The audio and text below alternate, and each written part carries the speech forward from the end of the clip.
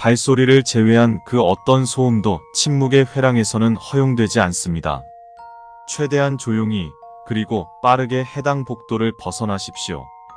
가끔 침묵의 회랑을 지나고 있는 도중 갑자기 회랑 우측의 횃불이 깜빡거릴 때가 있습니다.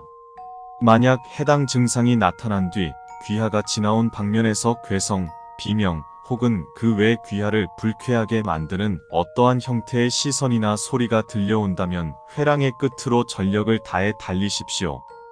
해당 시점 이후로 침묵은 큰 의미가 없으며 정면만을 응시한 채 최대한 빠른 시간 내에 그곳을 빠져나오십시오. 이 경우 절대 뒤를 돌아봐선 안 됩니다. 귀하의 뒤를 밟고 있는 그것이 무엇이든 해당 행동이 귀하에게 있어 긍정적인 결과를 불러오지는 않을 것입니다. 침묵의 회랑을 무사히 통과하셨을 시 귀하께서 보시고 계실 천장의 스테인드 글라스가 돋보이는 그 아름답고 거대한 공간은 파블로관의 모든 구역을 연결하는 통로라고 볼 수 있는 파블로관의 메인홀입니다. 주의, 해당 조항들은 메인홀 이후부터 유효합니다. 명심하여 주십시오. 오데트 개체는 발레리나와 유사한 체형을 가진 인간형 개체이며 해당 개체는 특유의 오르골 소리와 함께 움직이는 특성을 가졌습니다. 만약 파블로관 내에서 이질적인 오르골 소리 혹은 클래식 음악의 소리가 점점 가까워지는 것이 느껴진다면 이는 그녀가 귀하를 인식하였으며 파블로관에 그리 멀지 않은 곳에서 귀하를 향해 다가오고 있음을 의미합니다. 그녀는 어둠을 싫어하기에 파블로관의 전등이 꺼진 어두운 구역으로 숨어드는 것도 하나의 방법일 수 있으나 이는 후술할 심각한 위험을 수반합니다. 그 즉시 해당 소리의 방향에서 멀어지는 것을 권장하는 바입니다. 오데트는 절대로 상냥하지 않으며 인간의 몸은 그녀와 춤을 추기엔 너무나도 연약하다는 사실을 인지하여 주십시오. 어둠 속에 너무 오래 머무르지 마십시오. 파블로관 내의 전등은 매우 변칙적이며 이는 곧 불규칙적인 불깜빡임 혹은 정전을 암시하기도 합니다. 마리오네트 개체는 어둠 속에서 제약 없이 움직이며 현재까지 파악된 바에 의하면 해당 개체를 어둠 속에서 식별할 수 있는 방법은 직감적인 판단 외에 명확히 존재하지 않는 것으로 확인됩니다. 만약 어둠 속에서 알 수 없는 한기가 느껴지시거나 어둠 속에서 희미한 회색 시선이 귀하를 응시하고 있는 것이 포착되는 경우 어떠한 경우에도 밝은 구역에 머무르십시오. 해당 개체는 빛을 싫어하므로 잠시 동안 그의 추격에서 자유로울 수 있을 것입니다. 만약 귀하가 어둠 속에 있으며 해당 구역에서 벗어나기 어려운 경우 지급된 손전등을 통해 마리오네트의 움직임을 최대한 지연시키되 이 또한 어려워질 경우 지참하셨던 장치를 사용해 주십시오. 이는 귀하의 고통을 줄여줄 수 있으며 본 재단은 귀하의 수습에 최선을 다할 것임을 약속드리는 바입니다. 류건 하사가 정전으로 인해 파블로관 내에서 고립, 마리오네트와 조우, 손전등을 통해 3분 20여 초간 지연전을 벌인 끝에 전등이 다시 들어오며 도주의 성공, 재차 단독 조사. 한번 손전등을 비출 시 약 15초간 움직임이 멈추는 것으로 추정되나 이후 회복되었을 시 한동안 다시 통하지 않으며 속도가 말도 안 되게 빠름. 지형지물을 이용하여 버텨내는 것을 권장 류건. 현재까지 2분 이상의 정전 후 마리오네트에게 도주에 성공한 사례는 류건 부팀장과 박일호 팀장이 유일한 만큼 일반인 기준으로는 정전 후 마리오네트와 조우하였을 시에는 장치의 사용도 고려될 수 있음. 박윤우 상병. 메인홀에서 귀하가 들어가셔야 할 곳은 메인홀의 동쪽 끝에 위치한 현재 유일하게 개척된 탈출 루트 명화 전시관이며 현재까지 재단은 그 이외의 모든 전시관을 통한 확정적 탈출 루트 개척에 실패하였음을 알리는 바입니다. 본 재단은 현 순간에도 새로운 탈출 루트 개척에 최선을 다하고 있으며 이는 본 괴이 현상이 종료되는 순간까지 이어질 것임을 약속드립니다. 메인홀 서쪽 오데트의 무대 실패. 팀장 주석윤 외 5인, 전원 오데트에 의해 사망. 팀장 최철 외 2인, 전원 마리오네트에 의해 사망. 팀장 박일호 외 3인, 탈출 루트 발견에 실패, 전원 귀환 성공.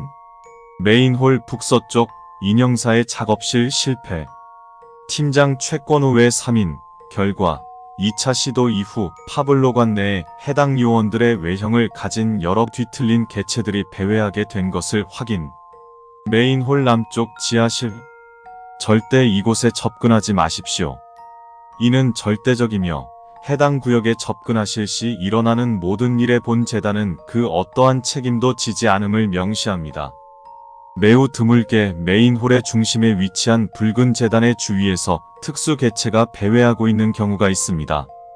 이들은 현재까지 파악된 표본이 매우 적으나 대부분 특정 행동을 이행할 시 귀하의 탈출에 매우 긍정적인 영향을 주는 개체임을 확인하였습니다. 케이스 1, 키 약 187cm의 마른 체형을 가졌으며 정장을 말끔히 차려입은 목이 잘려나간 신사. 현재까지 발견된 특수 개체 중 가장 일반적인 케이스입니다. 해당 개체의 외형에 겁먹지 마십시오. 해당 개체는 파블로관에서 몇 존재하지 않는 인간에게 공격성을 나타내지 않는 개체이며 일정 시점까지는 인간에게 호의적인 반응을 보이는 것으로 파악됩니다. 그는 일반적으로 재단 주변 20m 반경을 느긋하게 배회하고 있을 것이며 생존자와 조우할 시 매우 정중하게 다가와 혹시 길을 잃었느냐고 물어올 것입니다. 이 경우 길을 잃었다고 대답하는 것은 금지됩니다. 만약 신사에게 도움을 요청하고 싶다면 이곳을 나가고 싶다고 정중하게 요청하십시오. 그는 흔쾌히 귀하를 도울 것입니다. 만약 길을 잃었다고 대답하실 경우 그는 귀하의 손목을 잡아 미아 보호소로 인도할 것이며 미아 보호소는 지하실에 존재한다는 점을 명심하여 주시기 바랍니다. 만약 성공적으로 그에게 도움을 요청하셨다면 그는 귀하와 함께 명화 전시관을 통해 후문으로 향할 것이며 귀하를 무사히 현실로 돌려보내 줄 것입니다. 신사와 동행한 순간 파블로관의 한 개체를 제외한 그 어떠한 개체도 감히 귀하에게 위해를 입히지 못할 것입니다. 귀하께서는 이후 조항 신사대응법을 이행함에 있어서만 집중해 주십시오. 그와 동행하는 도중 그의 옷차림, 체형 또는 매너에 대해 지속적으로 긍정적 반응을 보이십시오. 이는 그의 부족한 인내심을 보완하는 자극이 되어줄 것이며 귀하와 후문까지 동행할 만한 이유가 될 수 있습니다. 박윤우 당시 일병이 신사의 정장에 대해 칭찬하기 시작하자 신사는 매우 즐거워하며 정장에 대한 이야기를 이어나감. 이후 박윤우 상병은 후문까지 가는 길에 그 어떤 위험 개체도 조우하지 않았다고 진술하였으며 무사 귀환에 성공. 파블로관 재차 단독 조사. 이후 차 조사에서 한진모 상병이 다시금 신사의 정장에 대해 같은 내용을 칭찬하자 그는 매우 신경질적인 반응을 보이며 그 자리를 떠남. 이후 일어난 정전에서 한진모 상병의 통신은 무언가가 으스러지는 소리와 함께 두절되었음. 재차 단독 조사. 그러나 어떤 경우에도 그의 외모를 칭찬하는 발언은 금지됩니다. 그는 그 즉시 정색하며 자신의 얼굴의 생김새에 대해 물어올 것이며 현재 그 누구도 그의 잘려나간 머리가 어떻게 생겼었을지는 알 수 없습니다. 만약 해당 질문에 대답하지 못했거나 틀린 대답을 하여 신사의 태도가 급격히 변한 것을 느끼셨다면 장치를 사용하십시오. 이는 귀하의 고통을 효과적으로 줄여줄 것이며 본 재단은 귀하의 수습에 최선을 다할 것임을 약속드립니다.